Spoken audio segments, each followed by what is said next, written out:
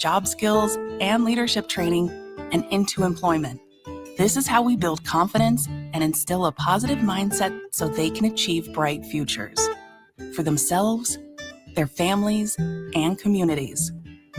Learn how you can join the journey and help end poverty for good at children.org today.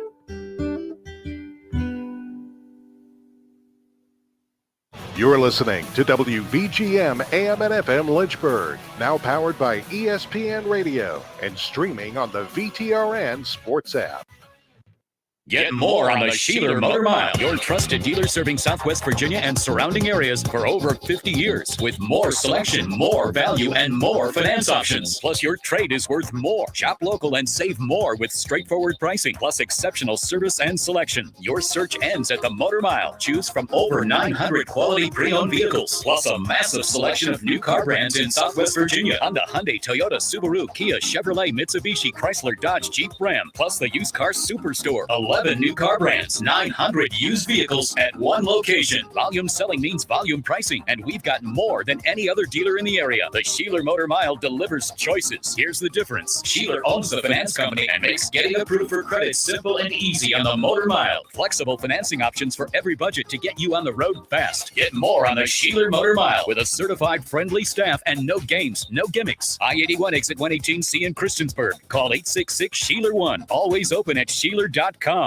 With MedGuard Alert, you're never alone. You can connect with medical professionals anywhere, anytime. And now MedGuard is introducing our exclusive new Care Watch. If you need help quickly, use it from anywhere to contact medical professionals. No cell phone required. The Care Watch is not only a life-saving medical alert device, it's a revolutionary health monitoring system that checks your blood pressure, heart rate, oxygen saturation, and much more. And here's the best part. If you have Medicaid, you may qualify to get your Care Watch for free. The Care Watch is only available through MedGuard Alert. Call us right now. We have monitoring programs starting as low as $1 a day. The call is free, activation is free, shipping is free, and no contract is required. Remember, with Medicaid, you may qualify to get your Care Watch for free. Call us to get your Care Watch right now. 800-681-8020. 800-681-8020.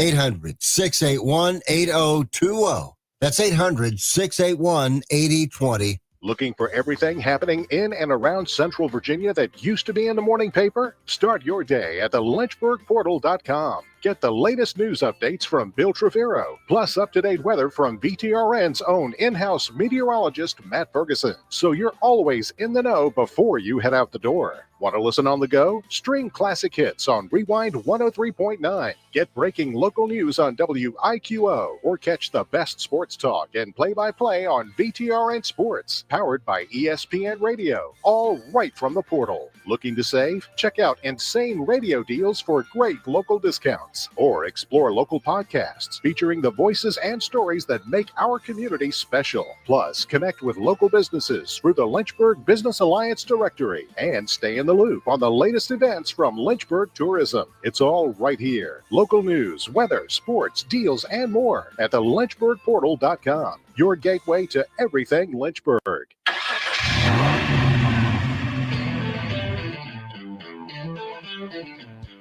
You're stepping into the fast lane on the VTRN Sports app, 93.3 FM and 1320 AM Lynchburg, or by asking Alexa or Google Home, open VTRN Sports Lynchburg.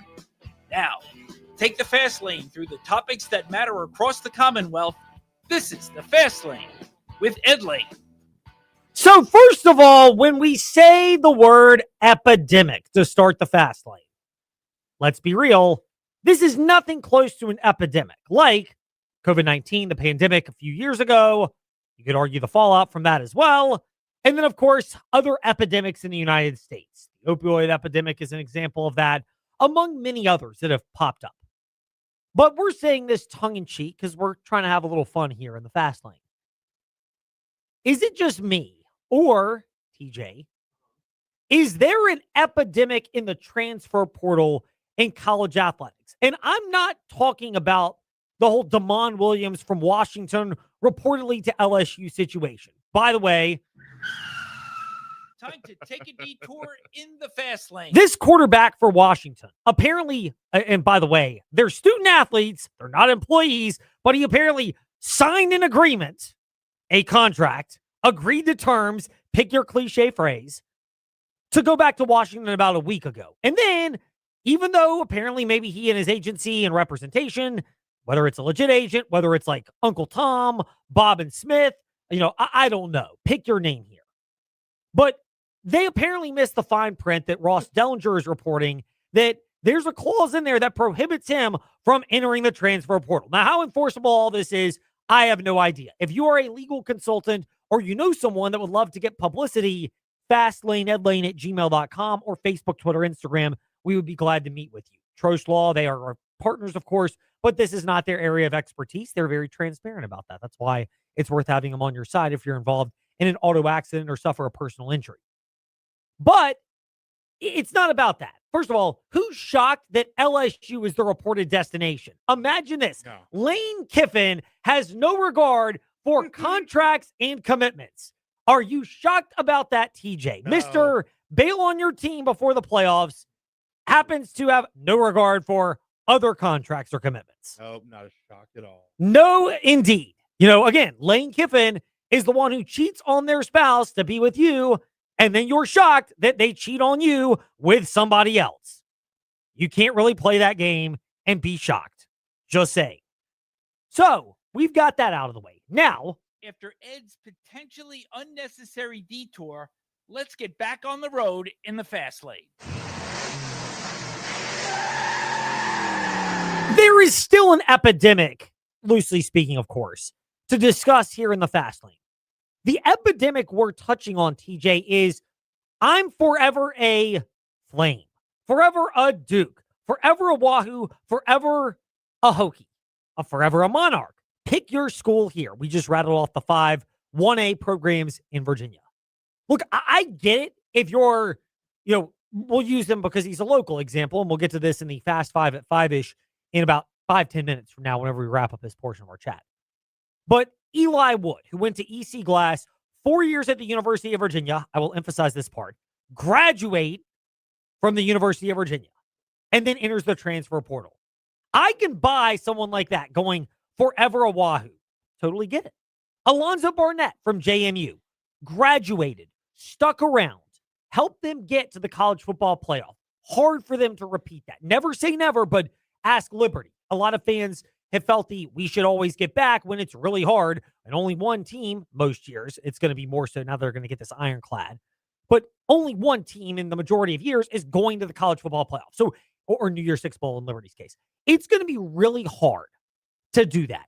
I buy the JMU Duke, Alonzo Barnett. Forever a Duke, but I'm off to the bigger payday for a year at UCF. I buy the Eli Wood, forever a Wahoo.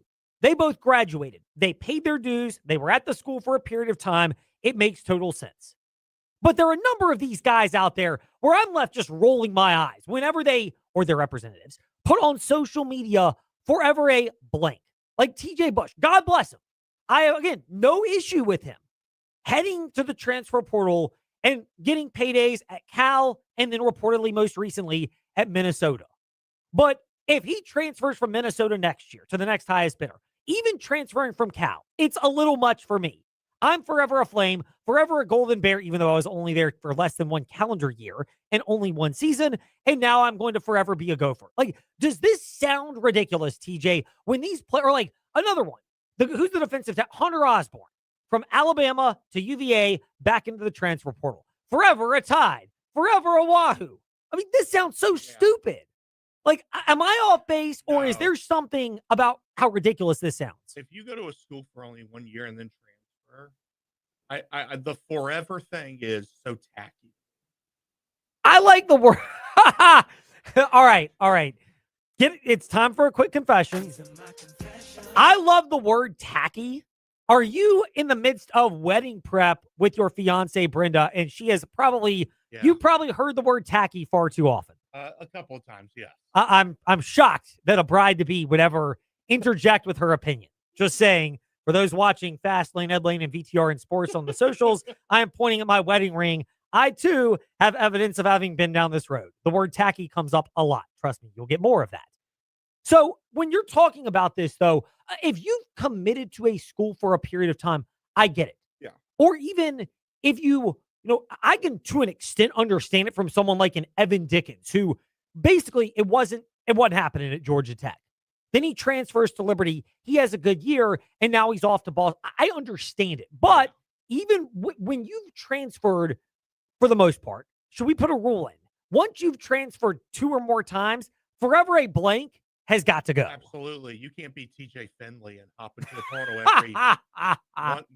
every single year for 6 years. Dude, that guy's forever a Tiger, and he's got like 3 of them. Yeah, exactly. It's like Auburn, Exactly. forever a Clemson Tiger, forever an LSU Tiger, and forever, we could do Bulldog, we could do Wildcat. I mean, he might be forever a Bulldog, Tiger, and Wildcat. For all I know, he could have 2 of each. I think it's definitely on par to be appreciative for the year or 2 that you had with the program.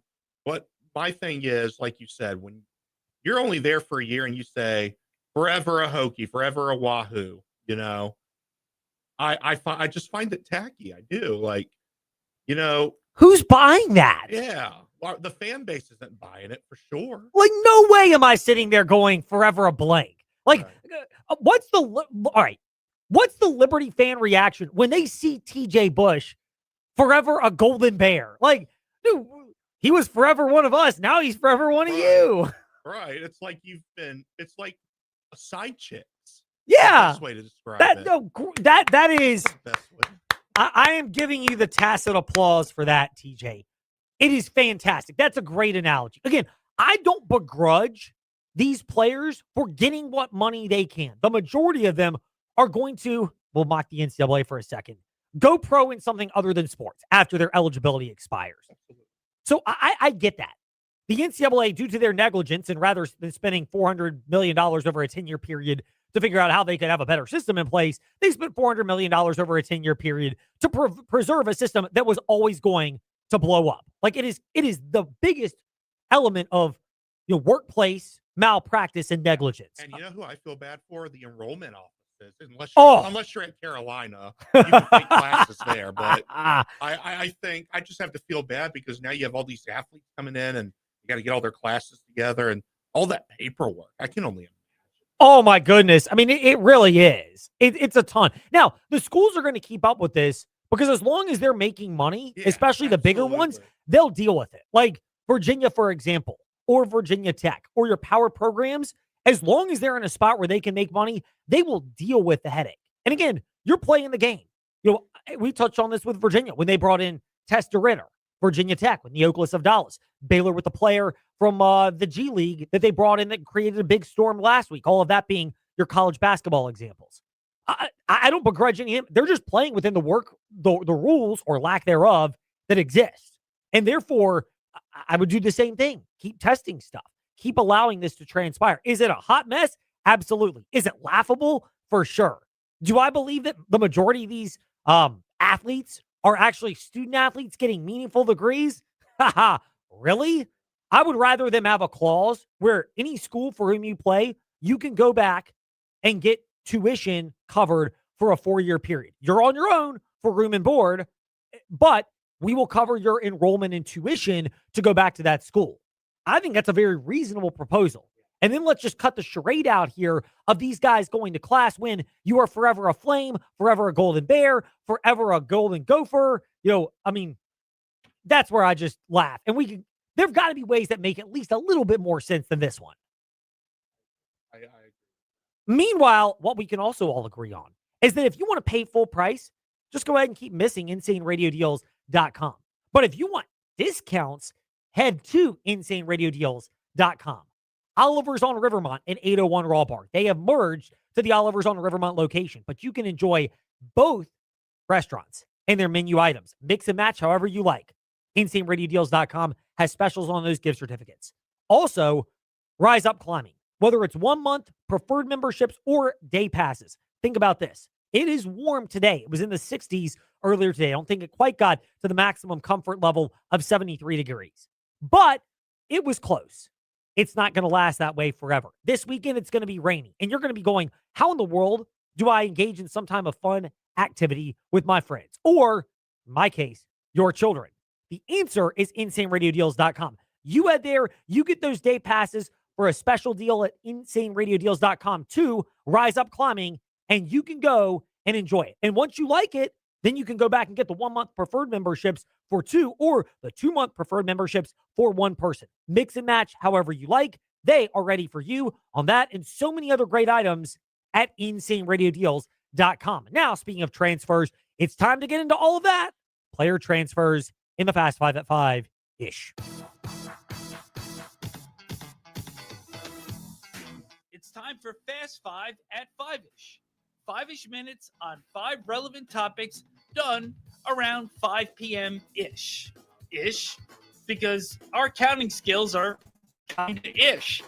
Let's start with number 5. When it comes to transfers, we are going to touch on transfers that have a local angle today in the Fast Lane. The big one that just broke is former Salem Spartan, not linebacker Chris Cole. He's still at Georgia. He started in the Sugar Bowl. I'd imagine if you're starting at Georgia, even though they've had some game management issues, you're probably not going to head anywhere. But his former teammate at Salem, Peyton Lewis, who was on the field when they lost to Gideon Davidson and LCA their senior season and Davidson's junior year at LCA, he is transferred from Tennessee to the University of Virginia. That, according to Jacqueline Franchuli of 247 Sports. She's pretty reputable. I will give the deference to her that this is a very reputable report.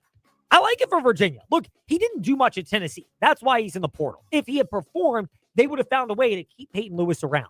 But he's a guy that's got high upside, and we've seen it with Virginia when they had, who's the running back from Wyoming that complimented Jamari Taylor? He's escaping my name.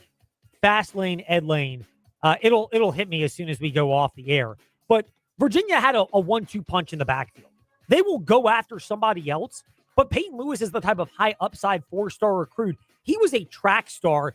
Again, you want to talk about coaching malpractice. I still, for the life of me, can't figure out how Salem, his senior year, they had Chris Cole and Peyton Lewis, and they gave up like a 75-yard Hail Mary when the easy solution would be just put Lewis and Chris Cole like back deep and just say, if the ball gets thrown deep, you just track them down with your all-state caliber track speed and trust it was going to happen. Again, what would I know being a coach on the sideline? I get it. I'm not coaching the games, but that's one of the head scratchers that's out there.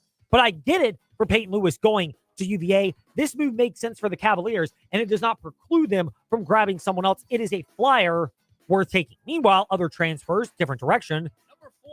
Alonzo Barnett from JMU to UCF. Colton Joseph from ODU to Wisconsin.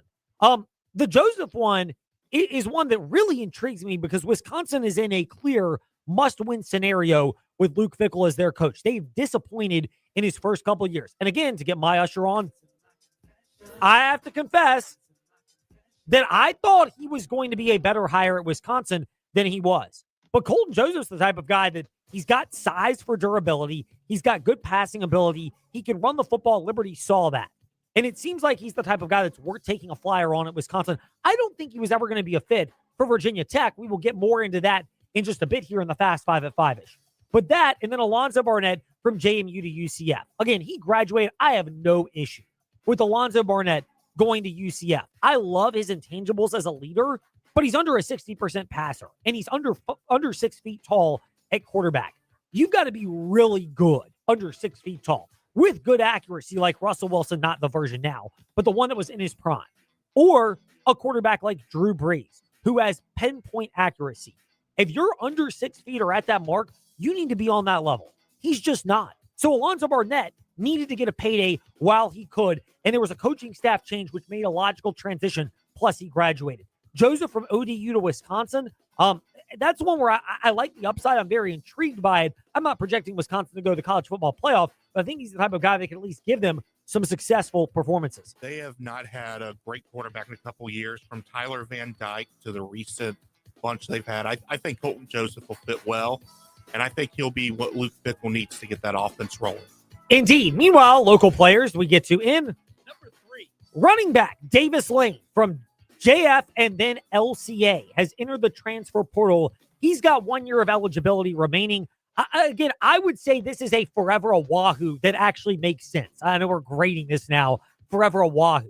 He's a guy that was a Swiss Army knife when If they had just given him one concrete position, pick tight end, pick defensive back, pick running back, I think you could have gotten more out of his skill set. But moving him around shows there's a level of versatility.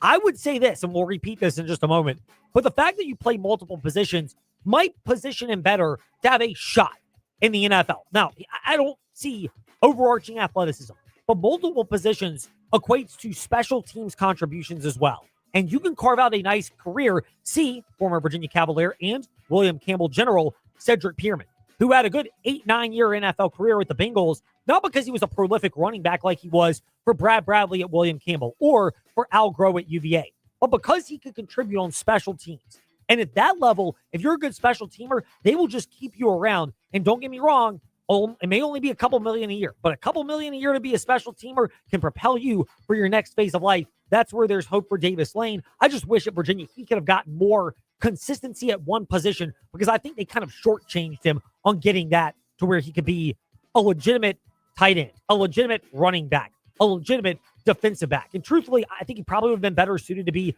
a safety or a tight end than a running back, because we've seen what running backs at Virginia successful look like, and Davis Lane's skill set never fit that. Yeah. But that's the big what if, and I'm glad he's got another year to go somewhere where maybe he can pick one of those positions and really try to master his craft. I agree. Yeah, I think Davis Lane in UVA just never was a fit.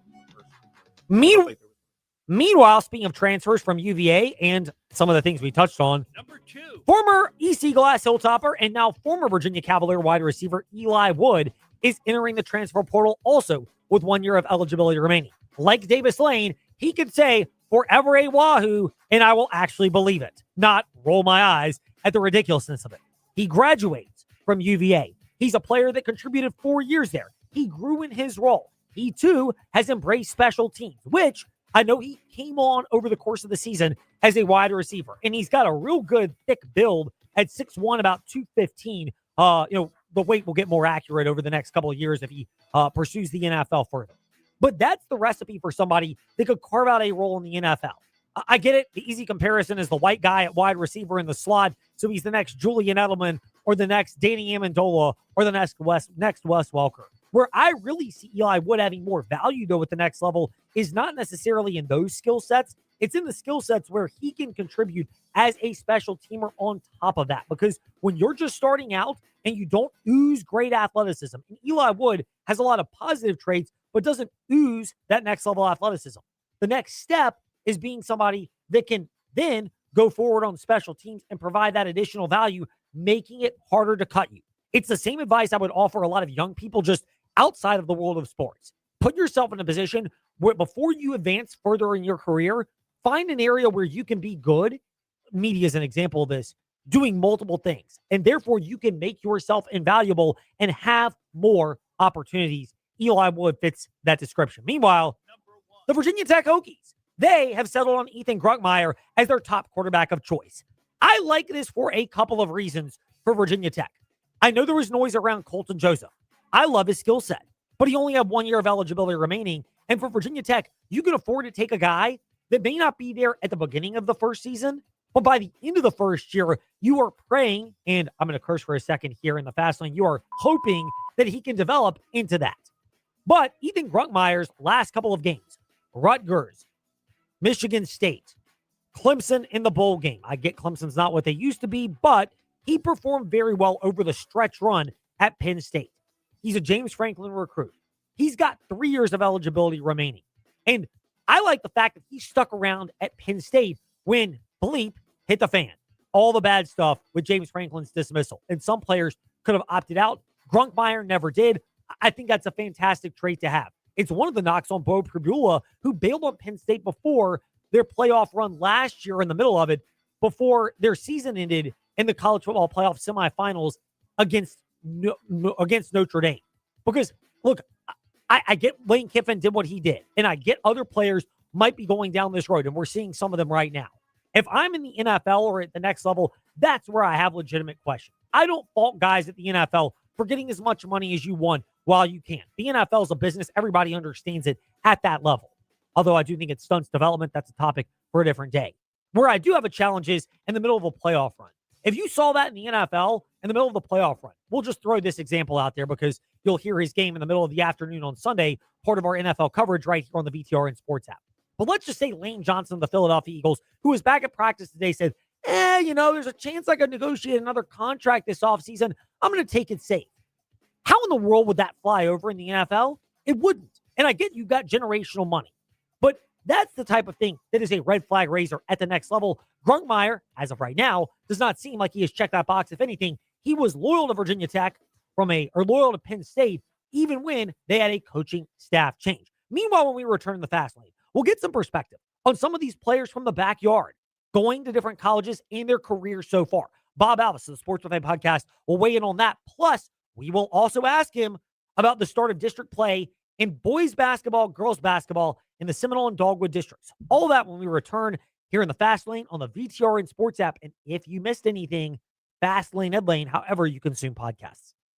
Mark Dalton here with Terry Volkswagen. Get ready to fall head over heels for the perfect VW SUV. One size doesn't fit all, though, and that's why Volkswagen has an SUV for everyone. From the compact and affordable Volkswagen Taos to the tech-packed Tiguan and the spacious Volkswagen Atlas. No matter which one fits your lifestyle, you'll love the comfort, performance, and safety. Stop by Terry Volkswagen on Forest Road in Lynchburg or check us out online at terrybw.com. Terry Volkswagen. You'll love our cars.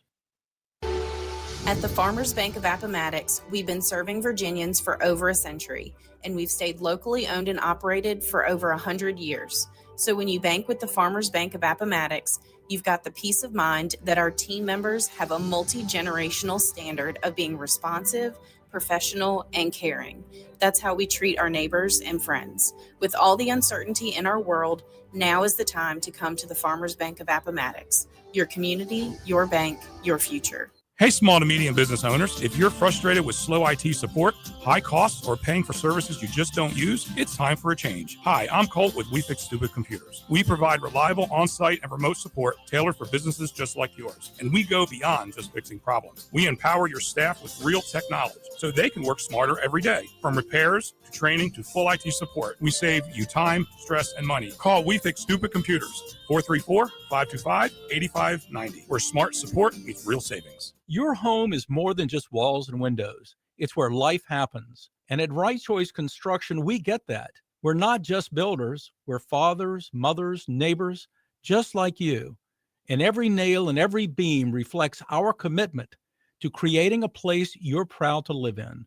With Right Choice Construction, you're choosing a team that's been perfecting the art of building for years. So build with us, build with experience, build with quality, build with Right Choice. The holiday season may have passed, but the deals at InsaneRadioDeals.com, they're everlasting, especially when it comes to your favorite food joints in the Lynchburg area, like 801 Raw Bar and Oliver's on Rivermont, the Caribbean Jerk Pot, Yamada, the Yard on 5th Street, Ballard Brewing, and Downtown Cairo. $50 gift cards for only $37.50. Deals that you can only get at InsaneRadioDeals.com. So start your New Year's and your taste buds off right with these local food joints. Hi, I'm Zach Mackey, the voice of Virginia Tech men's basketball. Catch the Fast Lane with Ed Lane and Trey Lyle weekdays 5 to 6 p.m. on VTRN Sports 93.3 FM and the VTRN Sports app.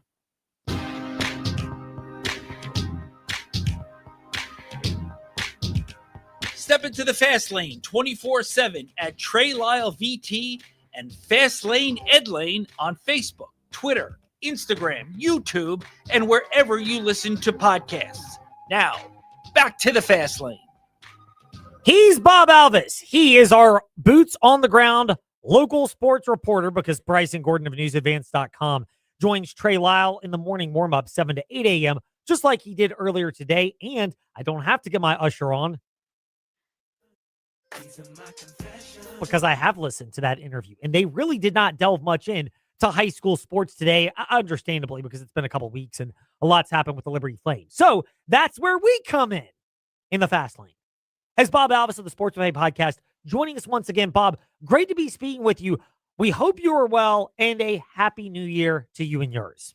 Bryson is the man. I don't blame me for being second choice to that at all. No, well, we all have our spots and roles, and, we want Trey in the morning warm-up to have their staples, much like Bob Alvis is a staple of ours with high school sports coverage here in the Fast Lane. Bob, there are a number of areas to get to. We will get to some basketball in just a moment, but it's been kind of busy when it comes to former high school sports standouts from our footprint entering the transfer portal. A lot of it centers around the University of Virginia. First of all, they've added former Salem Spartans running back Peyton Lewis, who played really just in mop-up duty at Tennessee. Is this a good high upside projection for Virginia? Obviously, as somebody, you and yourself, having seen Peyton Lewis back from his time at Salem and knowing his next level of athleticism. I don't know what to make of the transfer portal these days. I'm at a total loss with it. I think anytime you can add from the portal, you obviously see something that works within your program. Keep in mind, not everybody needs a 5-star. They need the star that can fit in their program. So I think Peyton Lewis, if he can help Virginia, obviously Virginia has seen something they like in Peyton Lewis to where it can help them. Is Peyton Lewis the world's best football player? Maybe not, but that's not the point. Can he help Virginia win, and can he help Virginia get back to a bowl game? Preferably, that New Year's Day-ish bowl game.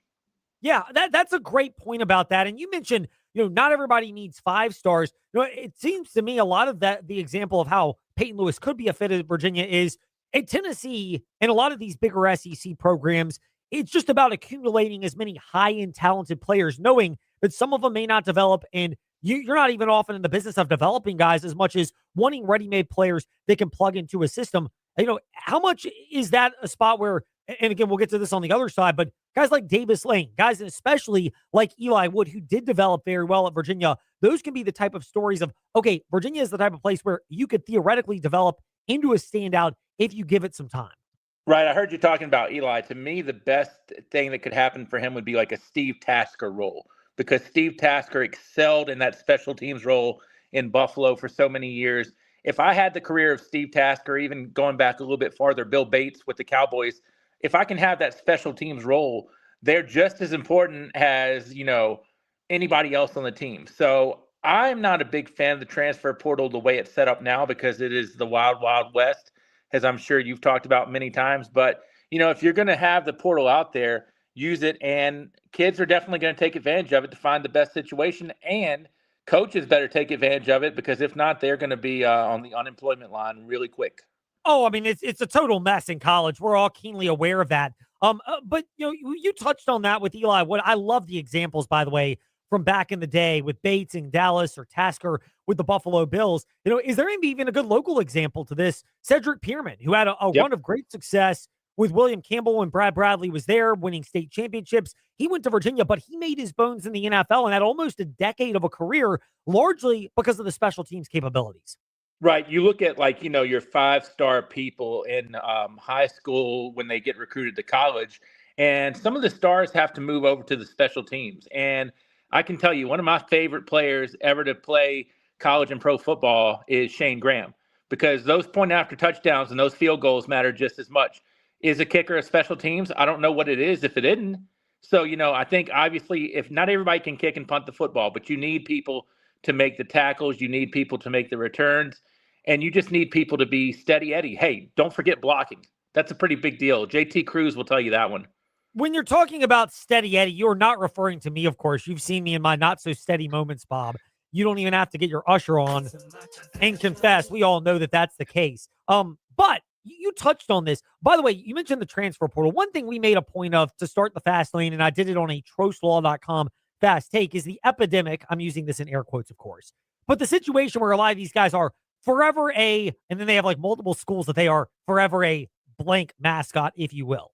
Is it reasonable to at least say guys like Davis Lane from JF and LCA who went to UVA, 4 years, then transfers out, grad transfer, or the same thing with Eli Wood, paying his dues? Those are legitimately forever a Wahoo type players because they stuck at the program, including before this past breakout season in Charlottesville. Yeah, I mean, I think the forever a thing, because I look at it, I'll break it down to a high school level.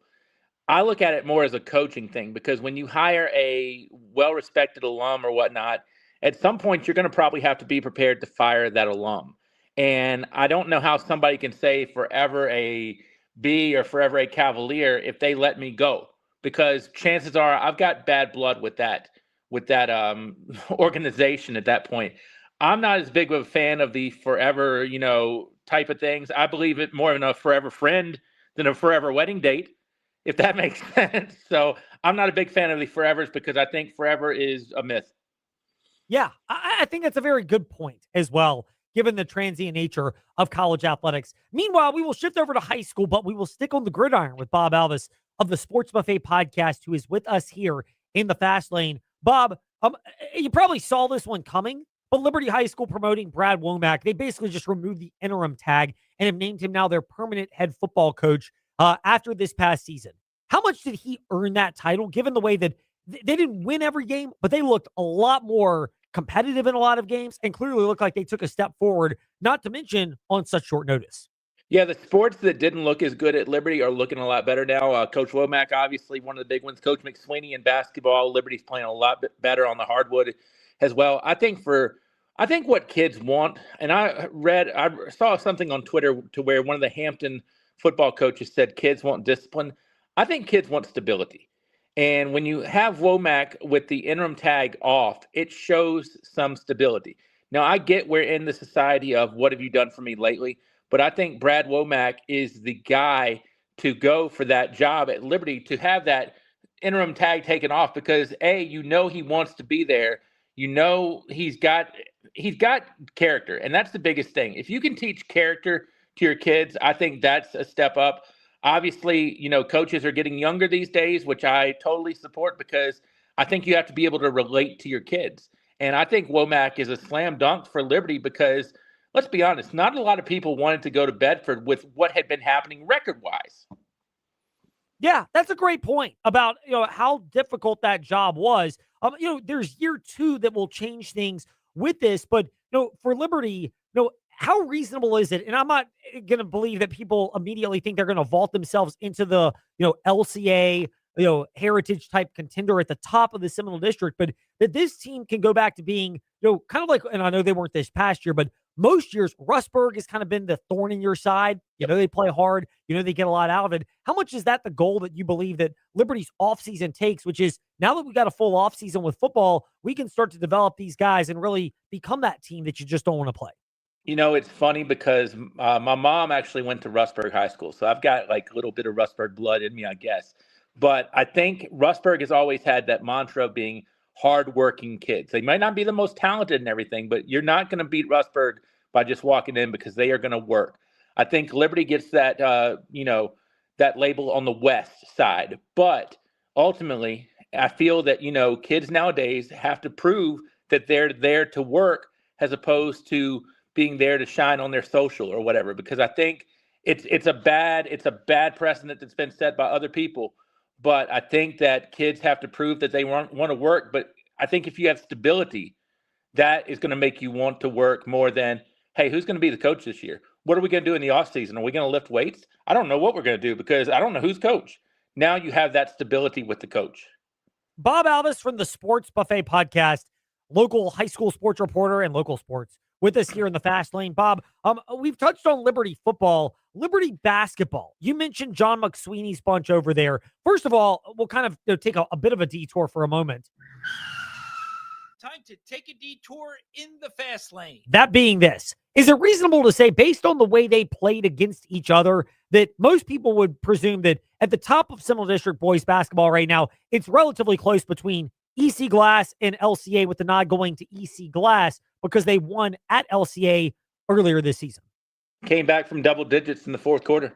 I was sitting next to former UVA standout Butch Jefferson, and I said to him, I'm like, no way does EC Glass come back, because I think they had to make up 16 in the fourth quarter. They made up 16 in the fourth quarter. Coach DJ Best has a group that's hungry, and they have a group that I think is motivated to win. I don't know if it's by fear. I don't know what it's by, but I don't think those kids like to lose. And back to my old man, get off my lawn diatribe that I had a few minutes ago, I believe you need more of those kids that hate to lose rather than enjoy to win. And I think EC Glass signed them up in the hate to lose category.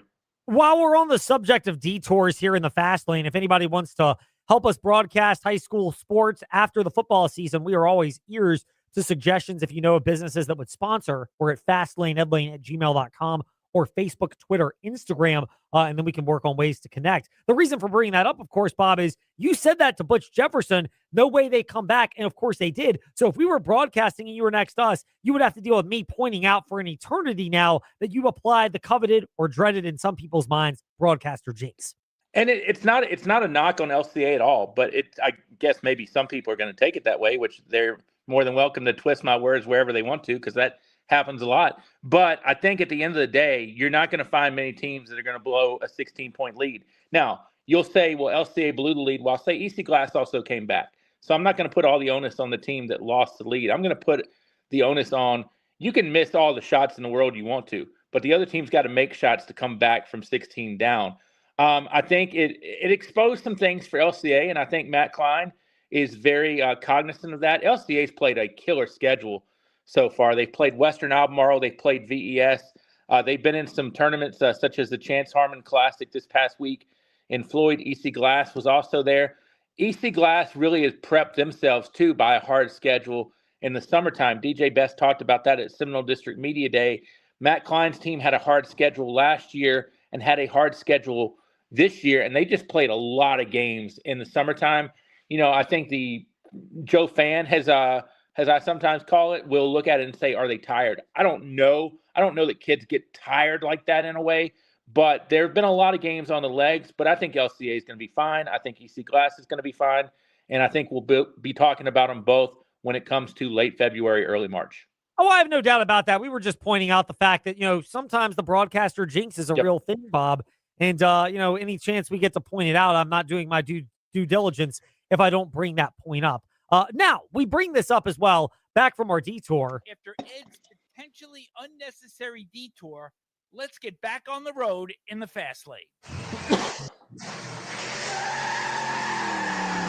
I think anybody that has just studied high school basketball, boys basketball, would be under the impression that when you're talking about the Seminole District, yes, LCA and EC Glass are at the top, but Heritage will probably give them a good ball game, especially Glass, given the rivalry that will take place later this month when that the first game gets ready to unfold in another week or two.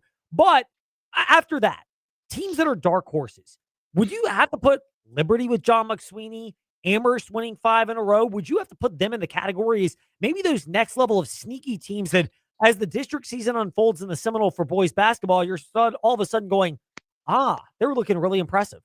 I think Liberty with John McSweeney definitely should be a dark horse. I mean, you've got Padgett in there. Padgett is the definition of a Euro, at least in the Seminole, to where he's a tall kid for high school basketball, and Aiden can pop out and shoot the basketball as well. Amherst under Brendan Banton, they're learning how to win, and they're getting these wins. Recently, a win over Fluvanna and Appomattox. So the Lancers are learning how to win. Now we're getting into the meat of the Seminole District schedule. And don't forget about Jefferson Forest. Jefferson Forest under Jeff Monroe, they like to shoot the ball outside a lot. And I compare it almost to a boxer that punches a lot. When you shoot a lot of threes, you've always got a puncher's chance, because if they go in, the opposition's going to be down and scratching their head and feeling like they've got to shoot a lot. So I think Jefferson Forest has to be looked at as well in that boat. Obviously, you're going to have a tough match when you play Rustburg. You're going to have a tough match when you play Brookfield. There's no easy night off in the Seminole because it's a well-coached league, and there's a lot of good players in that league too. We are going to table some of those other talks with dark horses and teams as the slate continues to unfold in boys basketball on the Seminole side. But Dogwood District play, just the thought that entered my mind is the way Nelson County raced past Alta Vista and really powered their way through the second and third quarter of that game last night down in the A-Town, Alta Vista, that they're undefeated right now. How much value is there the fact that this team, it has not been a lightning in a bottle once a year. It seems like this program for Nelson County now, they have been slowly building, and their undefeated start so far to this season in the early portion of January has been the result of just continual residual deposits. Yeah, I was going to say, Teron Watson's got an outstanding team up there in Nelson County right now.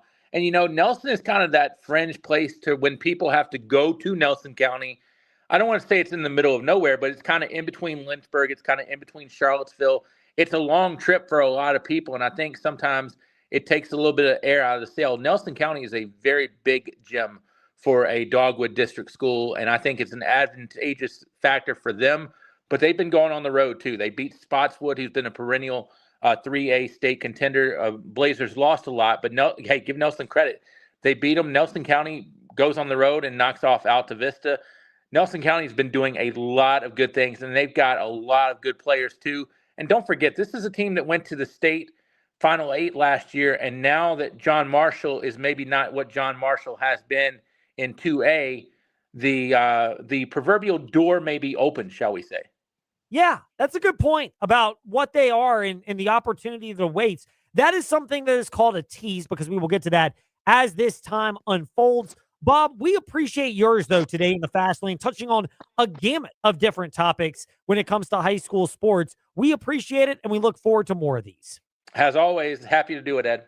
Indeed. Bob Alvis from the Sports Buffet podcast with us here in the Fast Lane. A ton of things to get to, and we'll start to delve into different programs in boys and girls basketball as that season transpires. But Nelson County's the one where, and it was kind of, I'm going to use the example because it's close to us, but Jefferson Forest Cavaliers football presented by TrostLaw.com. But they had slowly been building with JT Cruz, and it wasn't until their 5th year under him this past season where they finally burst through and made it to the regional final, quarterfinals, won that, made it to the state semifinals, losing to the best team in their class, Varina, who, I think JF actually might have been the second best team in 4A, the way Varina just won handily in the state championship. But on that particular run for Jefferson Forest, what was amazing is it's a slow accumulation of deposits where you keep coming back. You get some heartbreak with losses and realize what that feels like. But it keeps motivating you to perform better and better. And again, we didn't really delve into that angle with Bob Alvis of the Sports Buffet podcast, how sometimes the heartbreak is good. But the way Nelson County's won, and the way they won last night down in Alta Vista, they won by 19. But it's the fact that they look like they have steadied themselves consistently over the course of the season. Are they going to lose? I would think so at some point during this regular season or in the early portion of regional, hopefully not in the early portion, but in the latter portion as they unfold. Yeah, I'm honestly of the belief that in a lot of cases, a loss can do you good just for the reset. But for Nelson County, it's not a fluke that they're in this spot because they have been putting those deposits in over a period of time. When we return, we will take a deposit out on the Virginia Cavaliers, particularly their bench. Jakari White has been injured, but their depth has been a key part to their success. We'll start looking ahead to the matchups tonight with Cal at Virginia Tech, 6:30 airtime right here on the VTR and Sports app. Stanford at Virginia Tech, 6:30 airtime, VTR and Sports app. Cal at UVA, and the dreaded 9 o'clock tip for ACC basketball. We'll touch on that when we return here in the Fast Lane on the VTR and Sports app, and ask that smart speaker open VTR and Sports. Plus, get ready for it, some of your feedback. It's been a moment, so we'll get to that as well here in the Fast Lane. Get more on the Sheeler Motor Mile, your trusted dealer serving Southwest Virginia and surrounding areas for over 50 years. With more selection, more value, and more finance options. Plus, your trade is worth more. Shop local and save more with straightforward pricing, plus exceptional service and selection. Your search ends at the Motor Mile. Choose from over 900 quality pre-owned vehicles, plus a massive selection of new car brands in Southwest Virginia. Honda, Hyundai, Toyota, Subaru, Kia, Chevrolet, Mitsubishi, Chrysler, Dodge, Jeep, Ram, plus the used car superstore. 11 new car brands, 900 used vehicles at one location. Volume selling means volume pricing, and we've got more than any other dealer in the area. The Sheeler Motor Mile delivers choices. Here's the difference. Sheeler owns the finance company and makes getting approved for credit simple and easy on the Motor Mile. Flexible financing options for every budget to get you on the road fast. Get more on the Sheeler Motor Mile with a certified friendly staff and no games, no gimmicks. I-81 exit 118C in Christiansburg. Call 866-SHEELER1. Always open at Sheeler.com. New year can mean new changes in your life. But you know what will never change? The great deals that you get on InsaneRadioDeals.com. And we don't just feed your taste buds, but we feed your adventurous side, your hobbies, your interests, with great rates on Rise Up Climbing Passes, Aquatrek Adventures, and Cross White Athletics Club. Or if you're a sports nerd like me, we got gift certificates for a SeaOfRed.com and BNC Sports located at River Ridge Mall. All this and more at InsaneRadioDeals.com. Hey, this is Virginia Tech analyst and former Hokies tight end Mike Burnham. You're listening to The Fast Lane with Ed Lane and Trey Lyle. Join the chat at Trey Lyle VT and Fast Lane Ed Lane on Facebook, Twitter, YouTube, and Instagram. So we have not gotten into the weeds a ton on certain elements, but for the Virginia Tech Hokies and the Virginia Cavaliers, they both played tonight. Our favorite matchup against historic ACC rivals, Cal for Virginia and Stanford for the Hokies on the VTR and Sports app at 6:30 p.m. So might as well take a moment to get into the weeds with both of them being the focal point, as it's worth discussing right now in the Fast Lane. The haters say we get into the weeds. They may even say we get into the weed. Smoke weed every day.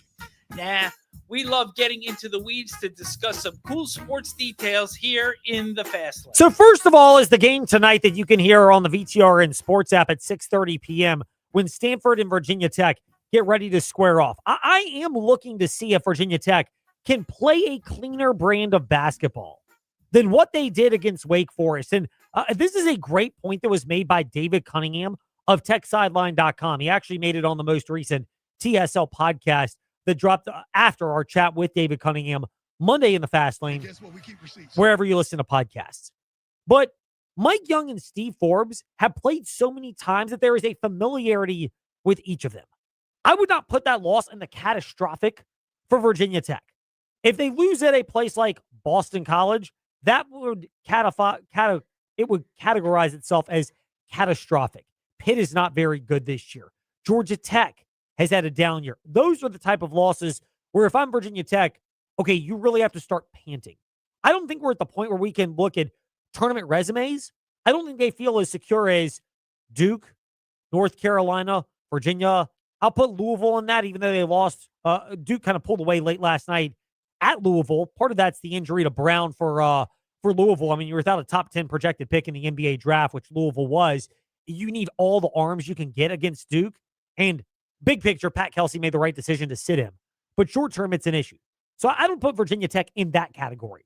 But I put them in the same category as an NC State, as a Wake Forest, as an SMU. The type of schools that can play their way in to March Madness. And a lot of it is just being steady, grabbing some marquee wins when you can, and avoiding the catastrophic losses. Now, somebody's going to do that because this is college basketball, and even though these guys are paid, they're still younger players. But Virginia Tech is not in a catastrophic spot, but losing, I don't think it's unreasonable to say that they should go 2-0 against Stanford and Cal starting tonight, 6:30 airtime, VTR and Sports app. And a lot of that is just the basic assessment. Can they clean things up from how turnover prone they were in Winston-Salem Saturday afternoon? Don't turn the damn ball over. Take care of the ball. You can't beat yourself. Wake Forest played a good ball game. I thought we beat ourselves. We had some timely mishaps on the glass, and we didn't play well enough to win in terms of ball handling. Not a whole lot of heartburn. This has been a great ball handling team. I know we'll get back to that on Wednesday. It's something that you know about. You figure it out. I do think the idea of turning the page is not necessarily overrated. It makes some sense right now. 19 turnovers, though. I mean, you can't do that, and you cannot start off as sluggish as they did. Generally at home, you would not expect to, but this is still something where you look at it and go, okay, this is what you should expect for Virginia Tech, and it's why it's reasonable to believe that they'll be able to rectify this problem. Meanwhile, for the Virginia Cavaliers, I think the beauty of the way Virginia has played is they lost to Virginia Tech, but it was a triple overtime game. That they hung in there in a defensive grinder. Then they went on the road and really jumped on NC State from the get-go. That was a mature win for Ryan Odom's squad. Can they build upon that? And they're now back at home. I get Jakari White is out, but the fact that their bench has stepped up and played well in spite of him, and depth is something that Ryan Odom wants. He wants to go 8, 9, 10 deep, not 6 to 7 deep, where you're kind of stretching to get to 7. That's the nature of his play. It is a higher tempo. You need better players. And Odom has gotten him up to speed. But can Virginia continue to do that? Because again, much like Virginia Tech, I think even more so because I think Virginia's a better team. But for Virginia, they should win both games against the California schools this weekend. And if they do that, it continues to allow them to buy time for Jakari White to return. I don't know if he'll return next week at Louisville. You'd love to have him back, especially with Brown The post player for Louisville probably is not going to need him against Boston College this weekend, especially coming off a loss. You think Louisville's focused and can win that game regardless of whether Brown plays. So if you can do the next thing, he's probably coming back, Brown, for Louisville against Virginia. If Virginia can counter with Jakari White coming back, it gives them a chance on the road next week. But until then, you want your bench to step up the way that it has so far. Yeah, I mean, he was huge. I mean, I would say that entire group is huge for our team. Ugo gives us energy. Devin, since he's been back, certainly gives us a positive deal. Chance has been huge, all season. And so it's not just Jakari, but we all miss him. And I think we all know what he can provide for our team when he's open. Or when he's guarded sometimes, he's just really capable of making shots and making big plays.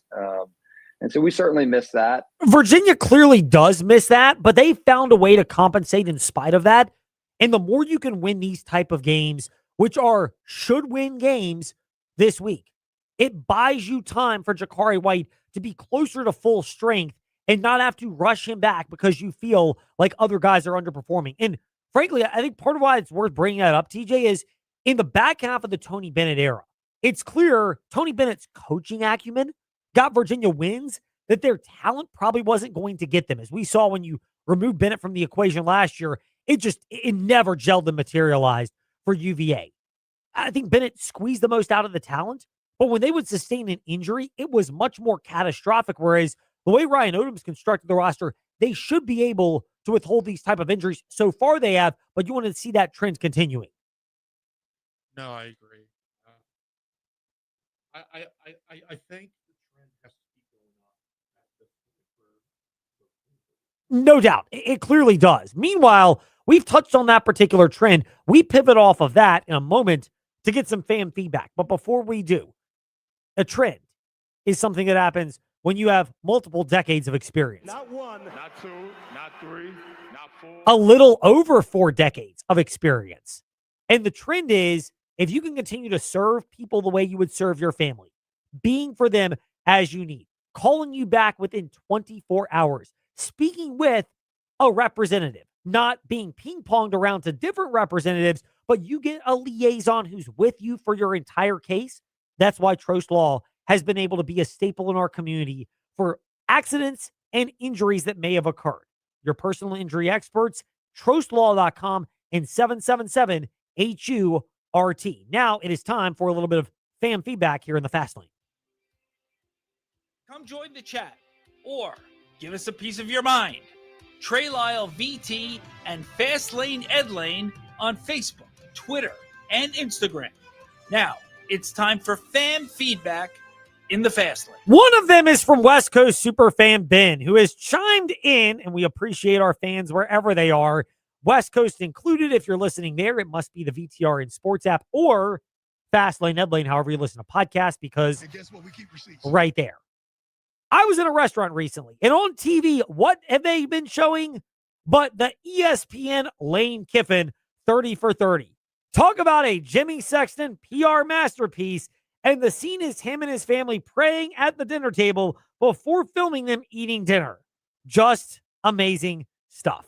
Again, I cannot tell you whether Lane Kiffin has a relationship with God and Jesus. That is between he and Jesus. But I will say, based on his history and based on the way things always seem to unfold with Lane Kiffin, and the fact that we have years of experience, as LeBron would remind us, Not one, not two, not three, not four, not five, not six, not seven. no, more than 7 years. We're looking at like 10 to 15 years, maybe more. We could do that twice because it's double the amount of time for that. Lane Kiffin has not exactly earned the benefit of the doubt. So the fact that that stuff keeps playing, I mean, I'm with West Coast superfan Ben. If you're talking about Lane Kiffin's 30 for 30 and the curated scenes on it, I mean, it is an example of how some of these documentaries and pieces that you'll see are so curated, it's hard to believe they are legitimate and real. And if it's over embellished, like the Housewives shows, you remember those from Bravo TV. And again, that's a great network and they've made a lot of money doing it. But some of those are reenacted. I've had friends who've seen them reenact them before in different areas. So I'll take that for what it's worth. But that's the part where I just sit there and absolutely have to roll my eyes at this. Meanwhile, another one that came in as well, this one from Wes, but it is referencing Bill Roth. And he says, remember Bill Roth's tweet a few weeks ago? For what it's worth, there were some players on the 2000 Virginia Tech team, as well as those led by Michael Vick. They finished ranked 5th in the regular season, and they were shown at a diner in New York City, gathering together. Even though Virginia Tech was passed over by the Fiesta Bowl, which selected Clemson, which selected Notre Dame, and Clemson ended up playing and losing to Virginia Tech in the Gator Bowl. What the tweet about Bill Roth is about is, are we going to see those moments in the future where players are at a program long enough to develop that type of bond where they meet up years later, whether it's by chance, like Jim Druckenmiller and his former teammate, or others at random spots, and feel that emotional pull and connection? That is very reasonable to ask. Thanks for listening to The Fast Lane on VTRN Sports, 93.3 FM, W227 BG Timberlake, and 1320 AM, WVGM Lynchburg. This is SportsCenter.